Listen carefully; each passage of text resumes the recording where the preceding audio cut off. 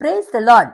சங்கீதம் 29 11 சொல்லுகிறது, கர்த்தர் தமது ஜனத்திற்கு பலன் கொடுப்பார்.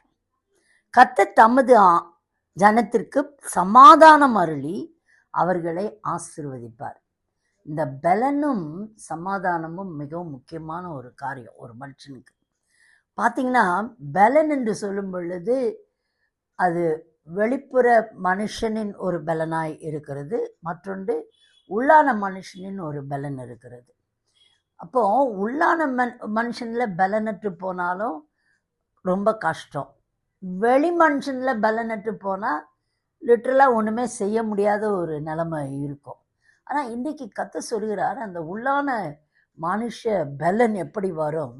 நம்முடைய ஆண்டவராகிய இயேசு கிறிஸ்து நம்முடைய சொந்த இரட்சகராய் ஆண்டவராய் இருக்கும் பொழுது ஒரு மகிழ்ச்சி நமக்கு உண்டாயிருக்கும். அந்த மகிழ்ச்சி நமக்குள் ஒரு பலனை தரும். அது மாத்திரம் இல்லை, பரிசுத்தாவியானவரின் அபிஷேகம் நமக்கு ஒரு பலனை தரும்.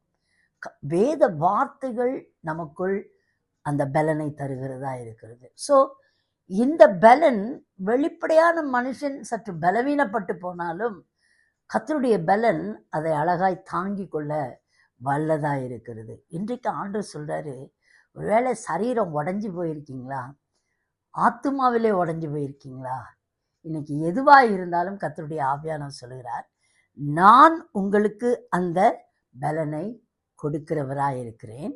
அது மாத்திரம் இல்லை, தமது ஜனத்திற்கு, நல்லா கவனிக்கணும், தமது ஜனத்திற்கு அவர் சொல்லுகிறது, அவர் சொல்லாது ஜனத்திற்கு சமாதானம் அருளி அவர்களை ஆசீர்வதிப்பார்.